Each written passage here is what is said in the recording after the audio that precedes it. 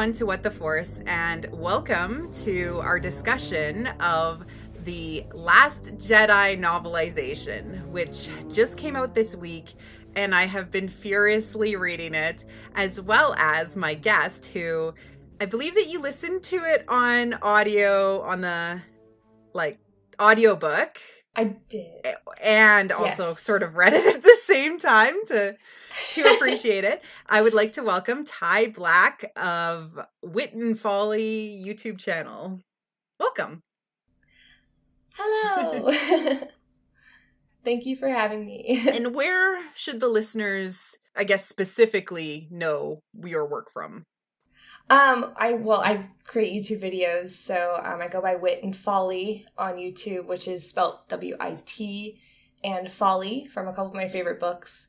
I'm kind of new to this, so haven't been making things for a long time, so yeah. And I love your story, because you started to do this because... Yeah, so I saw The Last Jedi, and this sounds so silly, thinking about it now, but, when I walked out of it, it was kind of obvious that I was missing something, not only from the previous film, but from film in general, and I kind of realized that something I really liked, which was Star Wars, could be something more than what I originally thought. It completely went above and beyond genre for me. It went above and beyond kind of the sci-fi or even the fantasy tropes that I was so familiar with. And I've always loved film and I've always loved Star Wars. So to kind of see that and to discuss that, I discussed it with my husband and I wanted to start making things sort of breaking apart those tropes that I love so much. So I just started doing it and now I'm kind of obsessed with it. What I love about Star Wars is that it very much, once people catch the bug, they want to create or they want to live in the universe even more. And they do that through all of the different fandoms that they subscribe to in a way, right? Like James from the 501st, me doing this podcast was actually very similarly, I felt, and I haven't really told this story on the podcast yet, so let me get this out, which is I felt very similarly with The Last Jedi in that I started talking about it a lot. And The Last Jedi for me was very complex in that I came out of the theater. My husband, for a few reasons, couldn't go with me, or we would both go opening night, which we always do, the Thursday, not the Friday. So opening night, I come out of the theater, and I come home, and he's like, well, did you love it? And I said, I don't know.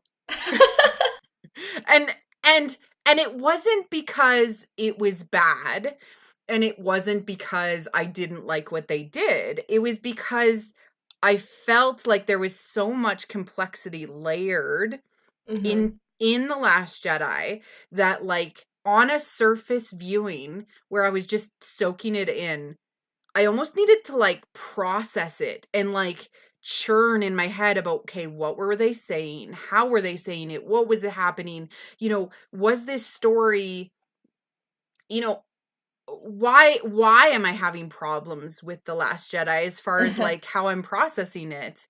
And it was because I had some pre-existing expectations and they were blown out the window. And actually, the author of the book that we are about to cover, Jason Fry, actually covered it best, which is, he said, it takes Star Wars and it feels like a deconstruction. So when you think of food, and a deconstructed piece of art, right? It's all fragmented, but it's actually reaffirmation of the core principles of Star Wars. I did read that. Yeah. No, and that's exactly how I felt. And it inspired me, much like you, Ty, and that's why I reached out to you, is that it inspired me to do this podcast. In that I feel, based on my understanding and getting Star Wars and getting The Last Jedi that I actually have a lot to say on the topic. Mm-hmm. Yeah, and that's how I felt too. Like going into the community with kind of feeling like I never really placed myself in that community before, I realized that my perspective was still so different, and I did have something like to say about it. And Mm-hmm. and I thought, like, after having other conversations with people like yourself and some other people on the internet, I was like, you know what? If I just dive into this head first, like, yeah, I have a unique perspective, and I think it's worth it. I think it's totally worth it. And I'm going to get a little philosophical on this, which is there's a little bit to the Force and what creativity represents to humanity. I And like. if you let yourself over to the Force or to creativity, it will take you in new and interesting places. And I've said this many times as well. It's better to like give yourself over to it, right? Better Yeah. to create than to fight against it. And we're going to get into that, but that's one of the major themes of this book. Oh, I like that. I have some theories that kind of go along those lines as well. So I'm excited for that. That's great. Okay, so this is the Star Wars The Last Jedi novelization written by Jason Fry, published by Del Rey. The audiobook is actually released by Random House Audio. There we go. There's the actual Nice. needful, like, and yeah, we're going to be reviewing that and talking about some of the major themes, funny moments, and then talking really deep diving into the characters and the pairings, but that might be a part 2 of this. We'll see. Awesome. Okay, so to start, how did you feel about the novelization? I felt at first it was amazing. As soon as I started reading it, I was completely shocked, especially with the prologue, which set the tone really, really high in the very beginning. The fact that Jason Fry went back and used deleted scenes from A New Hope, and he pulled in characters that were deleted from the original movie was just, it blew my mind. And so it started to me out on a high. And then as I went through it, I got progressively like disappointed in a way. And then I realized towards the end that like I probably shouldn't be disappointed. And it's funny because I think Jason Fry, he put out like a tweet. He put out a bunch of tweets actually about, he warned people to be careful about reading too much into the novel because even he didn't know, he doesn't know what's going to happen in episode 9. So I knew that going in, but at the same time, I was like looking for those nuggets to base theories off of. And so when I got towards the end, I was like, no, like stop doing that. You're still looking for things that foresee the future, and that's not the point, which is so funny because that's the whole point with the Force. Whole book. Yeah, and it's a major point they make in it, and there's a line actually, and I'm trying to remember. There's one where Rey, there's one of Rey's that she says something about allowing the Force to use her and allowing things just to play out, basically, is how she says it. Which does seem like a very meta thing to put in that book. I actually wrote it down because I'm like, Snoke leans against the fourth wall in his conversations to himself about how awesome he is just before he dies, which I thought was really a fascinating thing to do, which was to view the scene from him, which helped us not view the scene from Rey and Kylo. And again, this is this third person perspective or observer narrator in a way, because we'll get into this a little bit with some of the themes, but Kylo and Rey are extremely special. And they call that out multiple times in the book from different perspectives. And to have Snoke's perspective of himself, the Empire, his apprentice, Rey, is just really interesting to see. But in that, I'm actually just gonna jump to it and read it out loud. If you will humor me, my friend. Absolutely. Okay. Oh, here it is. Okay. I'm gonna just straight up read it and then we will discuss from there, which is Snoke's eyes glittered with feral amusement. Few things were more entertaining than an opponent who mistook a little bit of knowledge for an entire picture. Oh my goodness. It's so funny because I think there was a part that totally relates to that was in Rebels recently with the art what was it called, like a procurer, whatever he was. Like they were apparently trying to make a point with him, seeing that there was some importance in everything that everyone was looking at. All of that to me just ties in together and reminds me that Lucas is quite literally poking the fandom with this. And yeah. And I called it out in my Rebels review as well, where Sabine says, "It's art. Everything has meaning." Yes, that's what it was. And this is the point. And I feel like I'm on my high horse again. It's one story, guys. Stop saying it's not one story. It's one story, but the different mediums and the different storytellers add different iterations and different perspectives, and it all comes towards the whole. If you look through it like that, like it is one story. And there are some internet personalities that I have become frustrated with because they constantly are being negative. But this was again poking fun at the world. Yeah. Again. Completely agree. Was there any other kind of fourth wall leanings that you spotted in the book? I can't think of any of them right now. I know there were a lot of them.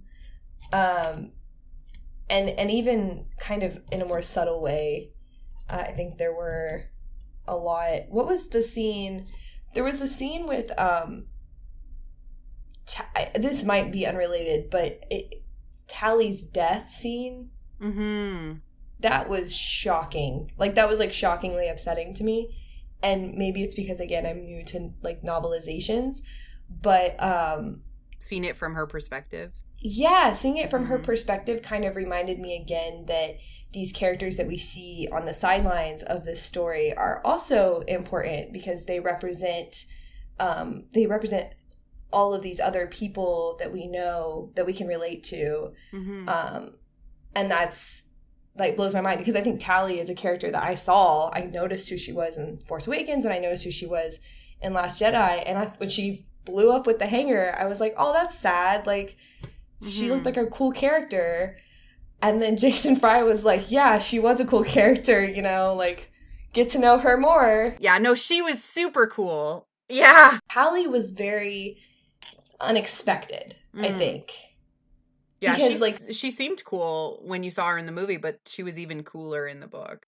Exactly. That's what I'm saying. Is like, again, it's just kind of like another reminder that, like you said, like the story's connected, and on top of that, like there's creators that are contributing to these works that are like tugging at strings that you didn't know were important or you didn't think could be important. And that's, to me, that's so special about Star Wars. Star Wars is a mix of grand epic storytelling, like of Greek legend almost, right? Like these demigods who wield these force powers and have an intimate knowledge and connection with the will of the universe, which is what the Force is. And also these small moments, the Han Solos of the universe who are just almost caught up in its swells and waves. And reluctantly so. Yeah. And then you remember there's also like the Wedge Antilles of the original trilogy who play their part and are these heroes, and the Tallies. Yeah, exactly. I love that part of it because, of course, like I think if I was in that story, who would I be? And some days I want to be a Rey, and then some days I want to be a Tally, and I think that's really cool.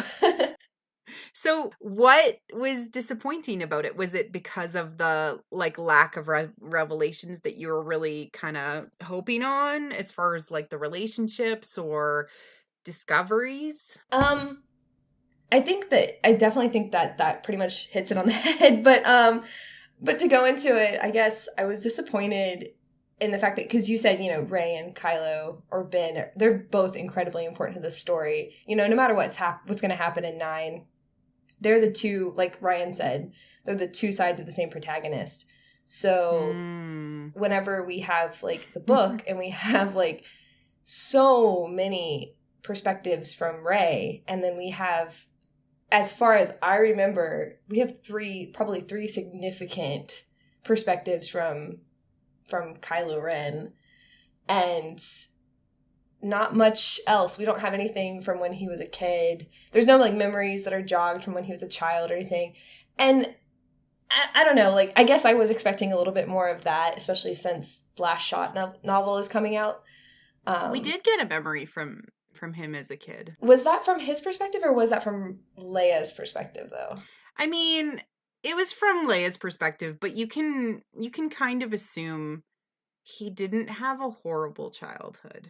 No, and that's the thing is, like, I know, because we also had the excerpt from the Last Shot novel come out, and it's like, wow, like, he was loved, and it's so sad that, like, Snoke interfered and manipulated the situation, but, like, what was Ben really thinking? Like, what was he going through? And we get a little bit of it in the movie and everything, but after seeing the movie, you're like, you want to delve into that a lot more, and to not have a lot of his perspective in it was just, it was a little bit of a letdown. I'm gonna say, and I know it's not a mystery box because eventually we'll understand it, but I know what you're gonna say. His brain and what is going on in his brain is the point of the sequel trilogy. It is the point. It is his journey, but from everybody else's perspective. I completely agree with you. And that's why I said in the beginning, like, I had to let off on that idea in my head, and I had to not be disappointed by it, because that is the whole point. Yeah. If you open that up, you would see what they describe in the Force, which is confusion, turmoil, heartache. He's a troubled kid, even though he's 30. I mean, God, they made him 30. Like, I wish they had made him like 18, but they couldn't for some reason. So I still haven't sussed that out, why they made him 30, because I think they just did it because Han and Leia were the same ages. I mean, that's such a shallow reasoning, though, so maybe not. That's probably not why, I didn't even notice that. Good catch. Catch, Ty. They're raised the same age in The Force Awakens as Luke and Leia were, and Han's the same age as Ben. But also, I think George Lucas, he wanted them to be teenagers, but he wanted them to be like 16. Oh, they're totally 16, how they're written. oh yeah. No, Angst. I mean, well, I think we should probably go into that in the shipping moments a little bit, because it kind of goes into the Force Skype idea, but like, it's true. I really do want to take those scenes and like read them back to back, just like the little like mini excerpts of them looking at each other, and tell me that they're not basically having inappropriate phone conversations. I completely agree. And that's how everybody read it, honestly. We're not the only ones. No, everybody read it like that. Yeah, I mean, I'll, like... we can get into it later if you want to save it. But no. I think it's important to call out in that, like, not everybody sees these two as having the basis of a relationship. And I would like to say that, like, it is there. I honestly can't, like, I mean... how Ryan describes their connection is intimate. You do not describe anything but intimacy as intimate. Exactly. Yeah. And forcing intimacy by having his shirt come off. And no, it's pretty explicit to me as well. But like, in a way, that is the joke for Lucas. Yeah. Right? Is so true. Let's put all this stuff out there and like giggle to ourselves a little bit. Like, I can almost see them giggling. Like, when I see interviews with Ryan and people are like, so this thing, and he's like, he has this smirk that he gets, and I'm like, Ryan, it's okay.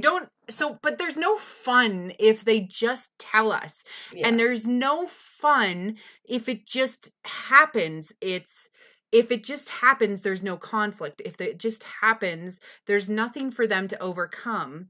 And even if she knows what needs to happen, he doesn't. And that's the point, is that as a character, he hasn't grown in the ways that he needs to be successful and have Exactly. everything that he actually wants, which he gets a glimpse of in this book and in the Yeah. movie. Yeah? Oh yeah, totally agree. There has to be a big spectacle. Something big has to happen for these two to finally come together. So. Oh, and we can speculate on that, but I mean, I do kind of want to, like, we can just talk about, like, you know, all sorts of stuff, but let's Mhm. let's get into maybe themes of this book and of course the movie, because anything that we cover, It's just backing up the film. So. so let's talk about themes. Ty, what is a theme that you saw in the book that really presented itself strongly? This is a weird one though, because I don't see the consistent theme that I see is with the Force being personified and Mm-hmm. being this thing that's like in like acting upon Rey and Ben. Mm-hmm. But I would say I saw redemption themes, but I didn't. I didn't see as many redemption themes as I like was expecting to. Yeah, in a way you were hoping to, and what they seemed like they were leaning on in the movie a little bit more. You know, like Absolutely. there seemed to be more hints of that in the characterization and in the acting of um Adam Driver. Yeah, oh, In the acting totally. of Adam Driver, in that he he looked like a puppy that had been kicked all the time. You know, like he's a very amazing actor, but no, they played him off as like less of that redemption potential, more Yeah. power hungry. Yeah, and that was really strange. I feel like that has a lot to do with like Adam's micro expressions and the stuff that's going on in his head and like Jason Fry didn't. I guess I don't know how many times he saw the movie, but he wrote all of this. I think we talked about this a little bit, but he wrote all of this before he saw the movie.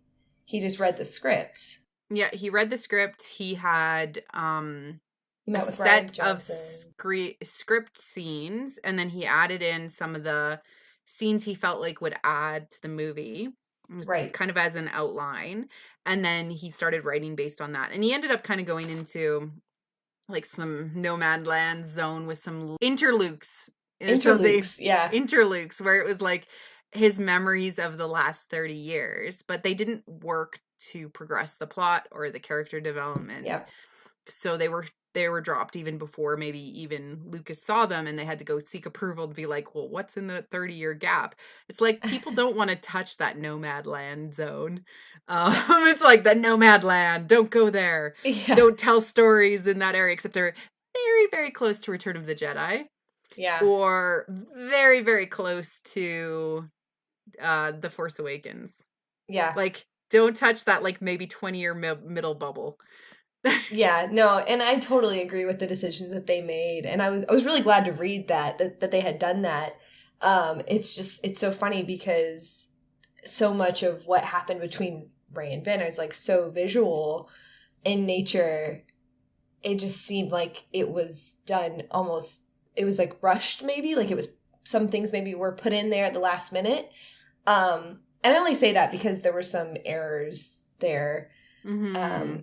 There was some lightsabers have been turned off two times too Late. many. Yeah. So yeah, there's some things like that were messed up. And too late, so. and she didn't use his lightsaber in the fight, I think. Yeah, there was some confusion with that. Again, I think he just had rushed it, and I think maybe an editor rushed it. Because the film was different than how he had imagined it to be. And some of the like subtlety in their acting that maybe Ryan was whispering in their ear and having conversations about character development that came through in the acting was maybe missed, because there wasn't a lot of, Ray, how do you feel about this? How do you feel about Kylo? How does Kylo feel about Ray? there was some of that was more explicit and it was probably from the script directions, which is he looks at her in a particular way or whatever. But yeah, it was a little absent of some of that. Yeah, it was. It was very absent of some of that. The things that were there that fleshed out some of the other characters, like Phasma. Mm-hmm. I mean, obviously Rose. Like they got so much more, I think, and that's probably just just me my expectations. But I did feel like they got a lot played out.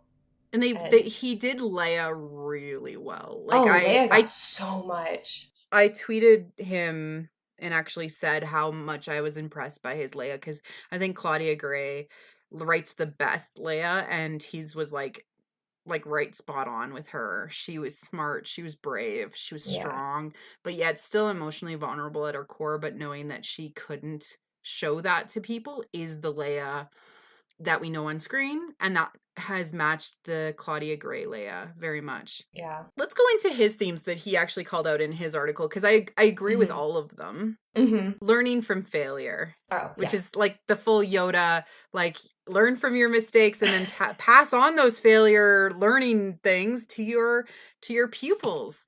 Oh yeah, I thought that, and I totally forgot about the themes that he listed in the article, but like Poe's arc was way better, I would argue, in the novel than it was like played out in the movie, only because we got so much more what was going on in his head. Whereas in the movie, he came across as angry sometimes. Frustrated, yeah. He just kind of seemed like a petulant child sometimes. And you wanted to be like Oscar played like just like the whiny person that needed to be slapped by women. Yeah, exactly. Like he deserved the slap, and he deserved to be stunned, and and that's the funny thing is, like, I felt like it was justified more so in the novel, because he was truly, like, he felt that. Like, it wasn't anger, it wasn't frustration, it was that he thought that Holdo was like a bad commander and that she was disrespecting Leia. And that was really interesting, is that he held that against her, which they touch on that in the movie, obviously. Like, it's between the lines. You have to really read into it. Whereas in the book, it's pretty straightforward. He wrote Holdo really well as well, which I've read the Princess of Alderaan book by Claudia Gray, which introduces her and introduces Crate as well. That friendship is built in that book. So reading that and then reading this was really interesting to see how Amilyn Holdo had grown up and had taken a leadership role within the rebellion, and that friendship was still just as strong as absolutely, in Princess of Alderaan. I loved Holdo had a really great line in the book that I don't think was in the film, and it was like, I need to save this ship from its heroes. And I thought that was really poignant, because it was almost that whole like a hero versus like a savior kind of thing. And that's what Poe was supposed to learn, and to have it come from Holdo's lips in such a simple way, that was really heavy to me. We also see Kylo's failure, right? In his a couple of times, in that, like, he gets reprimanded for failing against Rey and not being as strong as Darth Vader, or what Snoke thought him to be. Yeah. He gets a little bit humbled again by Rey. Oh, she woke up first. Yes. Oh. And then he fails against Luke. Oh, yeah, no, that's like the best.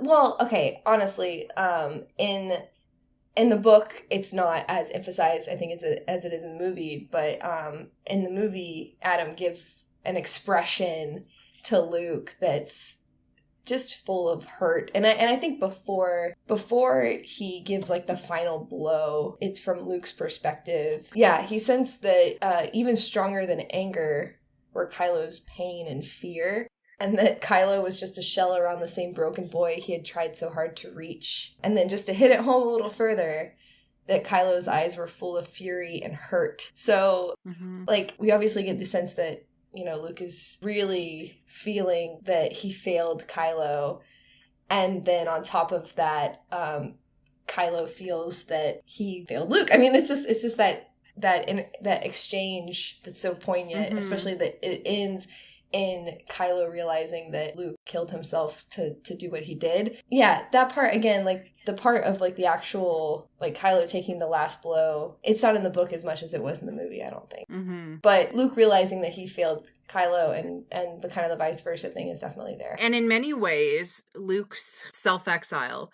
was in avoidance of his failure of Kylo, of Ben. Absolutely. And he avoids it for years. Like, avoids it. In fact, it's like he doesn't even, like, recognize how much he was avoiding the problem. And this is one thing that is a strong psychological problem, which is that when you avoid and you don't think and work through your own guilt or your own kind of shame, it causes anxiety. And to avoid that, you do things like extreme things, like go and hang out with the fishmonger caretakers on weird planets. Like, he went to extremes. He cut himself off from the Force, which is probably like cutting off a level of sight, like cutting out your third eye, like, and cutting out off a limb, and he did that to avoid even thinking about his own shame. Right. And to drive it home, and it literally, the book literally begins with him having a dream of what if he wasn't the hero that he was? What if he didn't do what he was meant to do? And then at the very end of that, it says, like, the Force was obviously trying to tell him something. Was it, and I think it says, like, was it a warning or was it... I'm going to read it. But was the dream a promise, a warning, or both? Things are about to change. Something's coming. Exactly. And that sets us up for that arc of realizing that we're kind of, like, right in the middle of what's happening with Luke and his failure, and then kind of his redemption towards the end of the film. So I love that. Yeah, and he had, like, his was a mini hero's journey in and of itself. And I've talked about this previously, but they do it really well in his denial and then his rise. And then his peaks and his rise, and him later on wanting to accept Rey until he realizes that she went to Kylo. Yeah, that was a shocker for me, that he was like, all of a sudden, yeah, I am gonna come with you, Rey. And then, oh, nope, not anymore. Like, it made it make more sense, obviously, why he was looking for her, I guess. But yeah, no, it fits in the hero's journey very well. And I think it's totally appropriate for Luke to have gone through that a second time around. It just makes his story that much more epic. It does, yeah. And his sacrifice at the end, that he had this mountain to climb to get there, where he was slowly accepting Rey, fully open to the idea, fell down again, and then decided to become a hero after his mentor has a conversation with him. Yeah. Hello, hero's journey. Welcome back to the Star Wars saga. You've met Luke Skywalker before. But his insight and that added scene of him saying, oops, I was going to say yes. Yeah. Actually, I want to bring up one of my own themes that I spotted in this, which is they talk throughout the Star Wars saga and all of the storytelling, the dark side seduces. But dark force users are hungry because they're never satisfied. And I counted. Do you want to hear how many times hungry is used? I might have missed a couple. It's 6 times dark force users are hungry. Kylo is 5 and Snoke is 1. Let me see. 1, 2, 3, 4. Yep, you're right. 6 times. Did you count that? Well, I have the digital version, so I was right. I was just based on, like, reading it. I counted. I did little tick marks. The digital version was the way to go. Yeah, it definitely helps. So Yeah, no, that's huge. Kylo looks at Luke, or thinks about Luke, wanting Luke, hungry. Looks at Rey, Yeah. hungrily. Looks at Rey, hungrily. Mm-hmm. Snoke thinks about Luke, hungrily. So, and then there's also this, also, it's mentioned a couple of times about like filling things and filling a need and filling an emptiness, because the dark Mm-hmm. side has emptiness. It is Yeah. not fulfilling. It doesn't give you what you need. And I found that it's not nourishing. You are Mm-hmm. hungry. And that reminds me very much of like Greek mythology. And when Persephone goes to the underworld to hang out with Hades, she is hungry, and she ends up eating 3 pomegranate seeds and has to stay in the underworld. It's got that, like, it's got some grand ties a little bit. Like, it's there. It's, and also, Oh just yeah. that the dark side is as much as you want and greed and you want, you're never going to be fulfilled. Yeah, that's interesting. I haven't thought about that story in a long time because like pomegranates represent like lust and greed. So that's Mhm.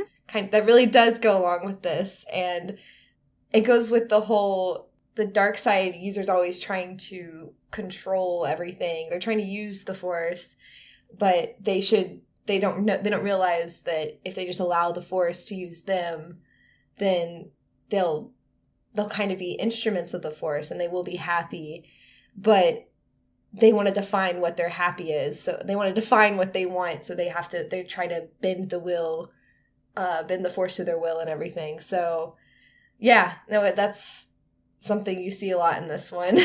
And that's like ties in perfectly to another theme that we see, and it's more of a force theme, but I don't mind kind of Hmm. talking about it. But it's this idea that being true to yourself, Yeah, right? And true to yourself, or going against what is actually truth, right? So right. Snoke mentions it with Kylo, in that he's not true to who he really is. He can tell because he's all tumultuous and turbulent, and the force is always shaking and around him. And Rey is unsuccessful with what she is meant to be until she is able to be true to herself and what she Yeah, could be. yeah, Luke is unable to be who he's going to be until he is true to what he has done in the past, accepts it, and moves forward to be who he is meant to be. Poe also, leadership versus heroics. That hmm, he's meant to be a leader, but he tries to be a hero. yep, And it's a different conversation. yeah, Rose and Finn, truth to yourself, right? Which is Finn himself thinks he needs to run, but he needs to be a hero. yeah. He thinks he needs Ray. Thinks he needs Rey, yeah. Yeah, absolutely. Some other things that Jason actually mentioned was self-reliance, moving away from a mentor and Hmm. becoming your own person. And that's very much line with Kylo's direct line, which is let No go more of your masters. past, no more masters, let the past die, kill it if you have to, quite literally Yep. kill your master, kill your past. Hmm. Thank you for basically Mickey Mousing the themes of this book, everybody. Yeah. Also the movie, Ryan. So Mickey Mousing is a term that was used for music in the old cartoons, because they didn't have the old, like, Steamboat Willie. They didn't have sound effects. It was all done with music. So like if somebody was going up a staircase, it would be in the music. And it is something that I see in writing and narrative, where they basically call it out directly. It is there. It's like, oh, they're supposed to let go of the past. We'll just say it. It's very self-aware. Yes, it's very self-aware. And then another thing is, sometimes even if you're a hero, things fall apart. This is kind of my own take on what he was saying, but things fall apart, and what does that mean and how do you get over it? And I think they answer it very well in the book and the movie, which is how you get over it is hope. Yeah, absolutely. I mean, that's what Rey learned in a way that ties into like how like what the Force was trying to tell her to do, which was just to allow it to be and to hope and to wait. And to patience. Yes. I love that one line. It's the line that we see a lot of shippers out there on Twitter calling out, which is Rey is good at two things, waiting and fixing broken things. Yeah. It's fantastic. And it was in reference to Luke. Yes. So that's Rey's life is waiting and fixing broken things. Mm-hmm. I mean, this is a good lead in to talk about the Force and those themes that are and I knew Force ideas because this podcast is called What the Force, and we have to talk about the Force because that's big, and anything that was kind of introduced in that. Mm-hmm. This came out the day after the Rebels finale. Mm-hmm.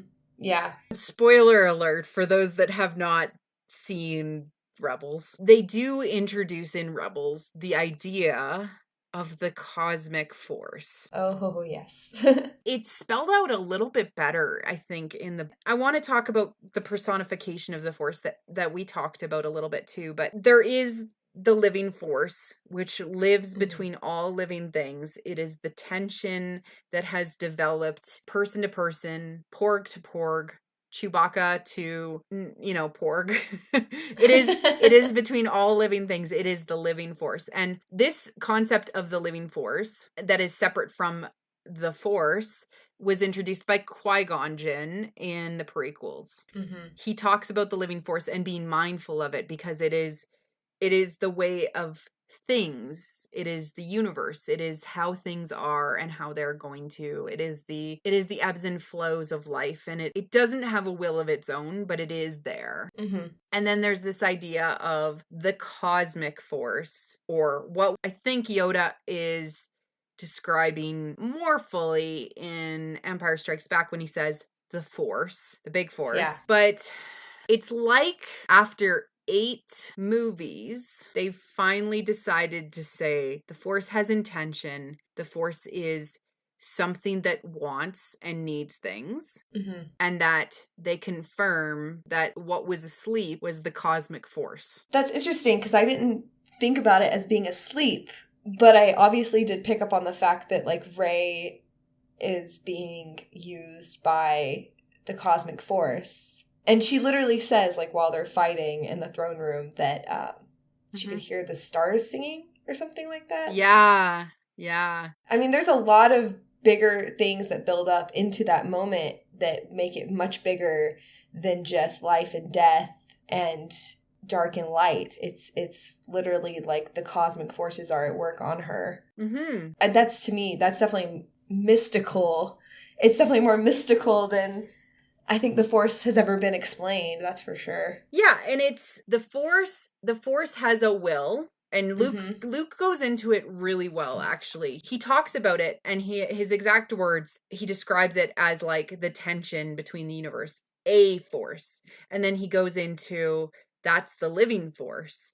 And then he says the force, the cosmic force, has a will and personifies things. And this is striking because of the vocabulary used. You don't say a energy, you say the energy. A energy suggests multiple. A force suggests multiple forces. It's so funny because I didn't pick up on this, like where because it wasn't in the movie, but I found it where he talks about the living force, ceaseless, ever renewing, but then the cosmic force has a will that had been silent, dormant after the demise of the Sith, only to wake once again during Luke's exile. Mm-hmm. A will that Luke finally allowed himself to acknowledge once again. Yeah. So that's when Luke connects again with the cosmic force. And he realizes that he was wrong. Yeah.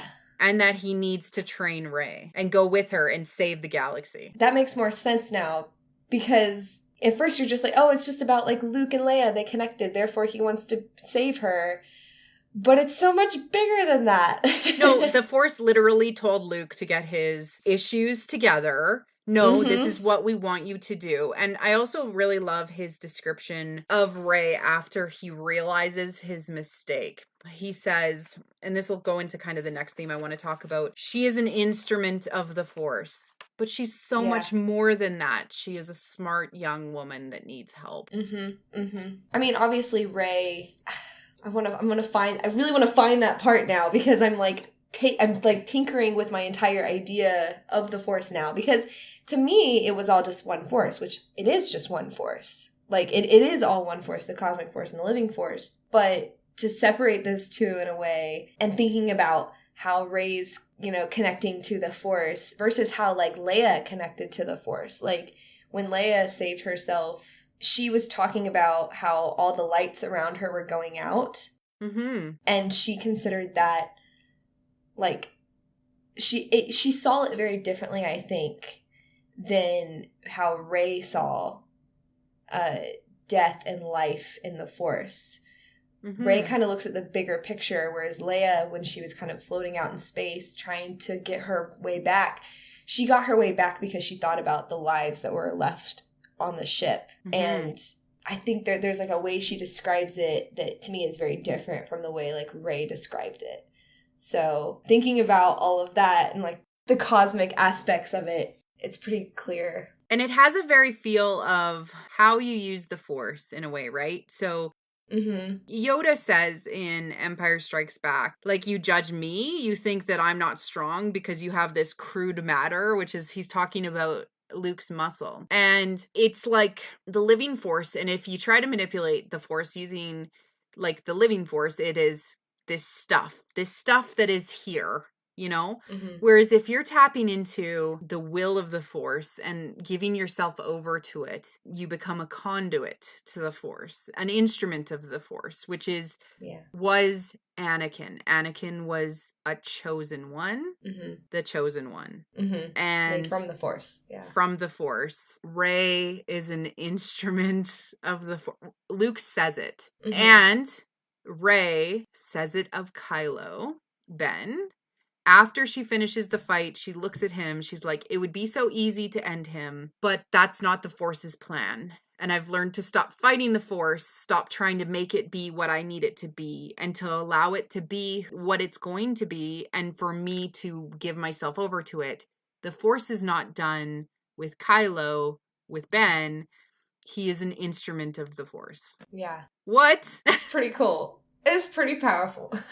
It's super cool, and it's very Zen. Yeah. It's very Eastern philosophy. It's really wonderful in that we like to talk about how these things are modern day myths. But this is modern day myth in how to be a good person. Be true to yourself. Those with power must use it in the right ways. But also be calm. Be at peace with yourself. Don't fight what you're meant to be. It's very hero's journey. It's very, hero with 1,000 faces. You have to follow your bliss. Follow your bliss. Rey basically says, follow your bliss in not so many words or different words, right? Like, follow your bliss, Kylo. Oh, you're not happy? Well, nothing I can do now. I'll just wait for you to be ready because the Force isn't done with you yet. Yeah, and she even says, she's like, she messed up a little bit too in assuming that his choice was that easy. Yeah. Ooh, I wanted to call that out. Okay, say it again. Yeah. This blew my mind. There was a couple of moments in the book that blew my mind. I was like, what did they just say there? Yeah. And that was one of them. I agree. Yeah, I think it's page... Here 260, and I have one right after that to say, yeah, I like basically highlighted this entire page because it was just shocking. Shocking is a good way to say. Yeah, it really was. I'll start with the Luke part. Luke's error had been to assume that Ben Solo's future was predetermined, that his choice had been made. Her error had been to assume that Kylo Ren's choice was simple, that turning on Snoke was the same as rejecting the pool of the darkness. And the rest of it, if you want to pick out any of the rest of that, it's all... Yeah, it's all wonderful. So, page 260, guys. highlighted in it.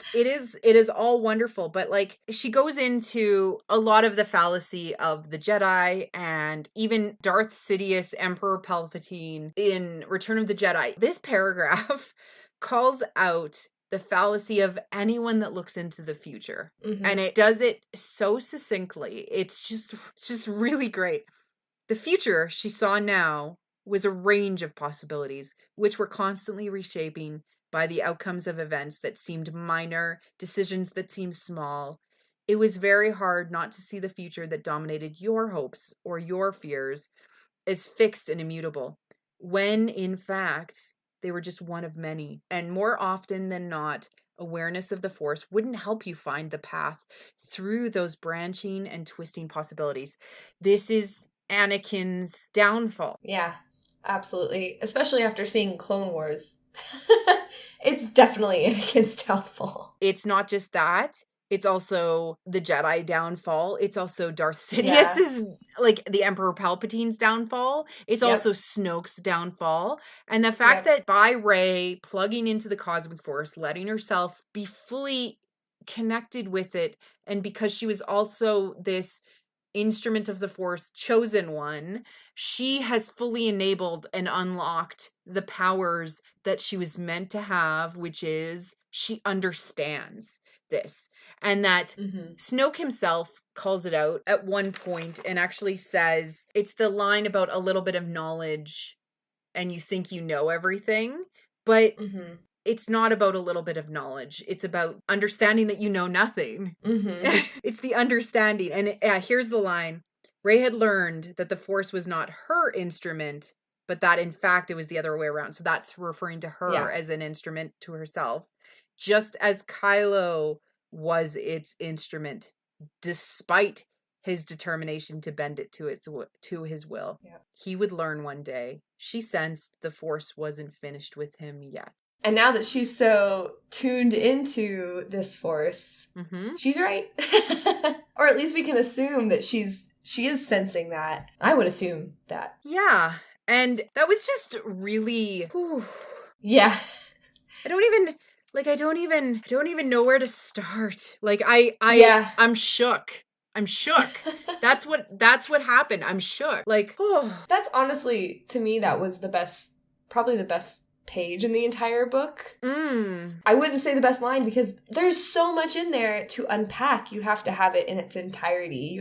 You can't just pull out each line and say this is the most important thing. It's like you said, it's very succinct in its entirety. There's a lot of things to unpack there. But that's what makes it so beautiful. The fact that destinies and the Force, it's all tied together. And it is this fate or will that is driving Rey now. And that's almost unstoppable, right? Like, no matter what Kylo thinks he wants, he's not going to get his way. Because it is the cosmic will that is working against him. It's so funny because I think you actually brought it up a little bit, but Snoke said that one of Kylo's greatest failures was that he never learned how to bend. He never learned how to change his destiny. I have it. Yeah, it was the dark force versus the light and the balance. So it's this being off balance is the darkness, right? And you must bend things to your will. Use the Force to bend things to your will. More seductive the Force is, more powerful it is not. Yoda has said that before. The Force is not more powerful on the dark side, but it's more seductive because you can get what you want, or so you think. Or so you think, exactly. And that's why Snoke was ultimately wrong, obviously, because he couldn't shape his own fate. So I want to talk about two more things to do with the Force, and then we can maybe wrap up this episode. The first thing is, and it's very subtle, and I need to bring it up because if it's mentioned twice, it's a motif. If it's mentioned 3 or more times, it's a theme. It's a theme, yeah. And it just struck me as very weird. The first time we see Luke go into the Force, or when he actually finally opens himself up to the Force, he feels on fire. And several times throughout the book, things are described. Going into the Force feels like burning. Mm-hmm. Yeah. Burning or fire. Rey describes it that way. The feelings of Kylo are burning, according to Snoke. Like, it's this fire aspect. It culminates in the truthful telling that Luke finally has. And we'll get into the visions in a second, because I want to go into the visions as far as like the telling of those visions of Ben Solo's and Luke's a failure. But it culminates in this passage, which I'm going to read out loud. If you will allow me to read this out loud. Absolutely. It's only a short paragraph, but this was the final telling of the back in time moment about Ben Solo's and Luke's confrontation when he was at the Jedi Temple. Fire and ruin, the sightless eyes of the dead. Screams, I'm abridging. Screams, howls of lightsabers, roar of explosions, expanding from this slim dark-haired boy to shroud everything. A cacophony of terror will accompany it. The Force around Ben has always been shot through with veins of darkness, but he seemed beyond anything he had feared to find. Okay.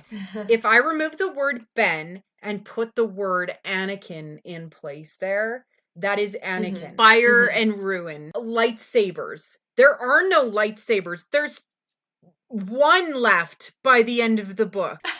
Did you see this? No, I didn't. You've opened up my mind to something I did not see before. But everyone knew that there was everyone knew that was Snoke. Like, Snoke is putting things in play. We know he manipulated Luke far more than we thought he did just from the films alone. Oh, no. So, okay, there is a YouTuber out there that both Ty and I follow. His name is Wayward Jedi. So you're saying, okay, I know what you're saying now. No, I'm saying this because I'm not reticent to believe it. It's the idea that Ben Solo is the reincarnation of Anakin. This also describes hell. From a hero's journey perspective, it is the point that we're looking at is when Vader is in the mask, when he is in the suit, he is in hell, he's in the underworld. What Luke is describing that he sees in Ben in his dreams, and dreams are interesting because they're into the unconscious. So if Wayward Jedi is right, and Anakin was reincarnated into Ben, what would he dream about? He would think I wonder.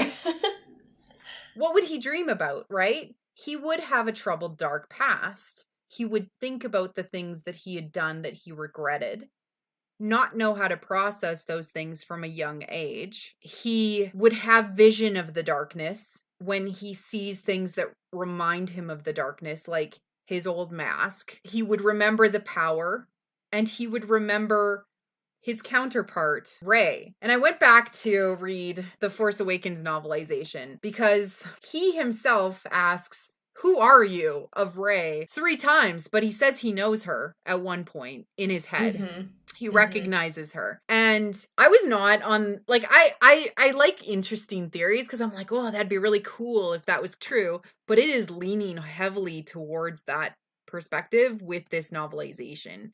And there's another big hint with that, in that there's a line, and I have to call it out, and it says, and it's on page 194 to call it out: "Time is a circle, the beginning is the end." Are you serious? How did I miss this? What page? 194? Yeah. Oh, it's a Yoda thing, isn't it? Is it? Oh my goodness. You're killing me here. I'm just gonna giggle like Yoda. Yeah. I deserve it. No. It's Luke in his head. It is Luke in his head. He says, "Time is a circle," because it's speaking to himself in his head. "Time is a circle, the beginning is the end." I did pick up on it, but then I was like, everything is done! We all know how this is going to end! It is one story! I just thought it was like minutes. Congratulations, Marie Claire. You have solved Star Wars. You have. Absolutely. Totally. That That's is so funny. And for people that are listening, the hero's journey, which I've spoken about many times, is cyclical. The beginning is the end in the hero's journey, which is Joseph Campbell's famous theory that there is only really one story.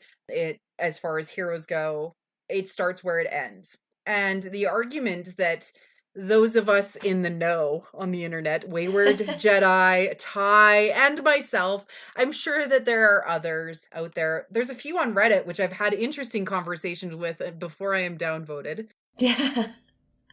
That the Star Wars saga peaks from a hero's journey perspective overall in the story of Anakin Skywalker at Empire Strikes Back, when he has a conversation with Luke, admits that he is Anakin Skywalker, that he is the father of Luke Skywalker, after he has gone through all of his trouble and tribulations on his own cyclical hero's journey, and now he is in the recovery part of the hero's journey.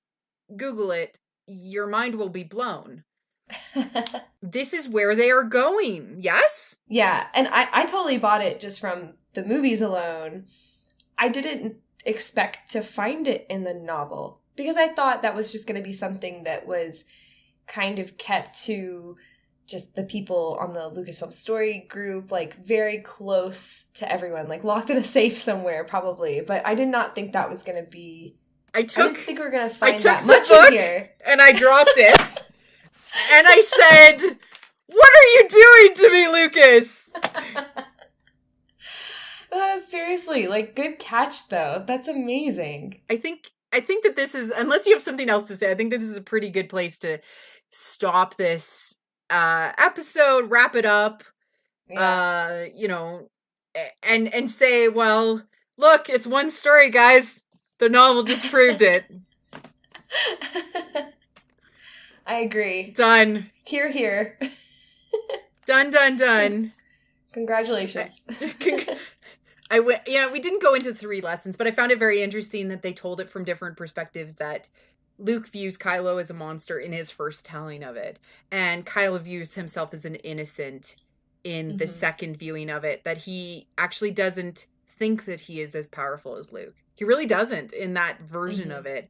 And then that Luke views it somewhere kind of in the middle, but that the truth is we see Kylo as the personification of Anakin in his own mind. Yeah. Whoa. It's a lot. Like, it's heavy. It's heady stuff. And I did not expect, I would say, if The Force Awakens was on the complexity scale, a 3, maybe 4, this is an 8 or a 9. There's complex thoughts.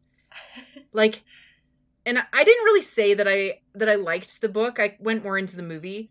I loved this book. And it's for the reasons I have mentioned in this podcast of how much it shook me. It did. I'm shook. My mind is blown that this exists in print, and I can show people truth and say, it's one story. Look, guys, truth. Yeah, totally. I think it's awesome. And I don't have it's so funny coming into this so late. I don't have that perspective of what Star Wars can and cannot be. So after seeing Last Jedi, I'm like, well, it could be anything. If that's how they're doing it now, it can be anything. So that's really exciting. It's really, really exciting to see people with like your kind of background and your history in the fandom to pinpoint these kinds of things and be excited about it. It's awesome. That's awesome.